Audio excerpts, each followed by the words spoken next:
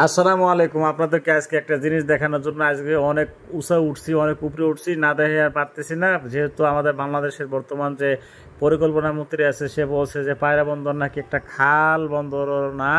তা আপনাদেরকেও দেখানোর জন্য অনেক উঁচে উঠছি। আপনার পায়রা বন্দরের যে জেটি নির্মাণ করা হয়েছে, ফার্স্ট জেটি, সেটা কিন্তু অলরেডি দেখতেছেন ফিল্ড সহ।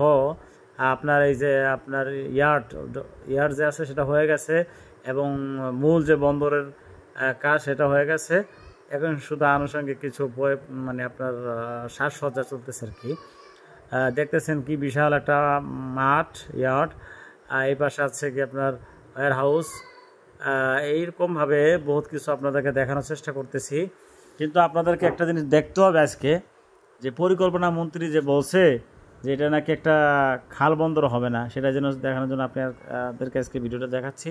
এই যে দেখেন, এখানে কিন্তু অলরেডি অনেক কিছু তৈরি হয়ে গেছে, কিছু বা কাজ বাকি কিছুগুলোকে পরে হইলেও চলবে, সমস্যা নাই।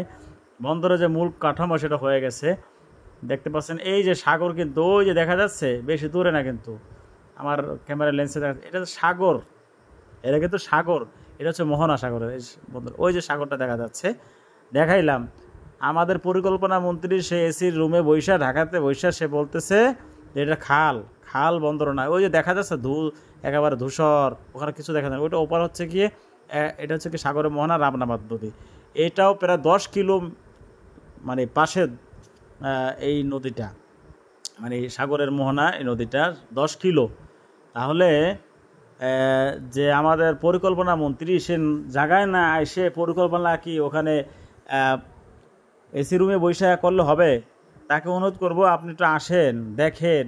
এরকম এই যে বন্দরে যে ব্রিজ, আপনার বন্দরে যে ইয়েটা করা হয়েছে, আপনারা দেখেন। আমি আসলে একটু দেখাইতেছি আপনাদেরকে ঘোরায় ঘোরায়।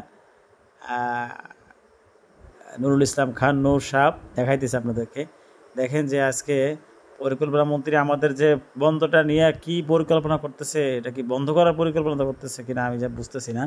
মূলত তিনি নোয়াখালীর মানুষ, না জানি চিরঙের মানুষ, বিভাগ চিত্রকম হবে।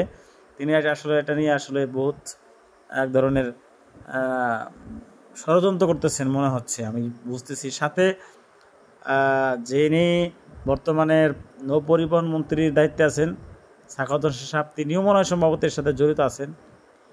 দেখতেছেন যে এখানে 6 লেন রাস্তা সহ অনেক কিছু কাজ অলরেডি প্রায় হয়ে যাচ্ছে, হয়তো 2-3 মাসের মধ্যে অনেকটাই কমপ্লিট হয়ে যাবে, দেখতে পাচ্ছেন। কিন্তু এইটাকে কোন অ্যাঙ্গেলে পরিকল্পনা মন্ত্রী এটাকে খাল বন্দর বলতেছেন আমি বুঝতেছি না। দেখেন কি বিশাল একটা যেটি অলরেডি হয়ে গেছে। এখানে দেখতে পাচ্ছেন যে কি সুন্দর করে করা হয়েছে বন্দরটা, কিন্তু এটাকে কি মজবুত করে পরিকল্পিতভাবে এত সুন্দর একটা বন্দর করা হয়েছে। আর এটাকে বলা হয় যে এটা খাল, খালের মতো। এই জেটিটা প্রায় 1 কিলোর কাছাকাছি, এই প্রথম যে ফার্স্ট জেটি এটা করা হয়েছে অলরেডি, এবং খুব মজবুত করে করা হয়েছে। কিছু সরঞ্জাম এখন চলে আসছে, অনেক সরঞ্জাম এখন বাসা বাকি আছে, আসলে এটা পুরোদমে চালু কথা। কিন্তু তাদের গৌরবশীর কারণে আজকে এটা চালু হচ্ছে না, দেরি হচ্ছে আর কি, বিলম্বিত হচ্ছে। মূলত তাদের গৌরবশীর কারণে এটা হচ্ছে। আমি বলবো পরিকল্পনা মন্ত্রী সচকে এসে এটা দেখে তারপরে কথা বলেন।